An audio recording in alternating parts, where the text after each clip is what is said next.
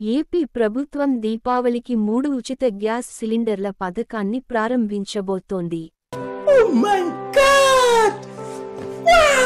దీనికి ఏర్పాట్లు కూడా జరుగుతున్నాయి.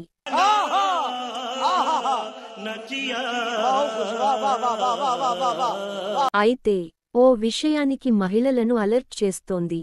అదేంటో తెలుసుకుందాం.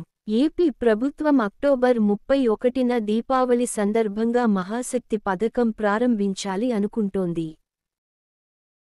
ఇందులో భాగంగా లబ్ధిదారులకు సంవత్సరానికి 3 ఉచిత గ్యాస్ సిలిండర్లను అందించనుంది. ఇందుకోసం ఆల్రెడీ జిల్లాల్లో ఏర్పాట్లు జరుగుతున్నాయి. ఆయా జిల్లాల్లో ఎంతమంది లబ్ధిదారులు ఉన్నారో, ఎన్ని గ్యాస్ సిలిండర్లు అవసరమో ప్రభుత్వం లెక్కలేస్తోంది. 3 ఉచిత గ్యాస్ సిలిండర్లు ఇస్తామన్నది కూటమి ప్రభుత్వ ఉమ్మడి మేనిఫెస్టోలో ఉన్న సూపర్ 6 పథకాల్లో ఒకటి. అందువల్ల దీన్ని 2025 మార్చి 31 లోపు ప్రారంభించాల్సి ఉంటుంది. ఆ ప్రకారమే ప్రభుత్వం అక్టోబర్లో ప్రారంభిస్తోంది.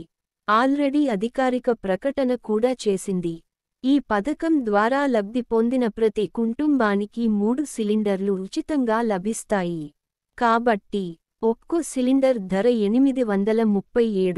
రూ. 837 ఉన్నందున సంవత్సరానికి $2,511 అవుతుంది.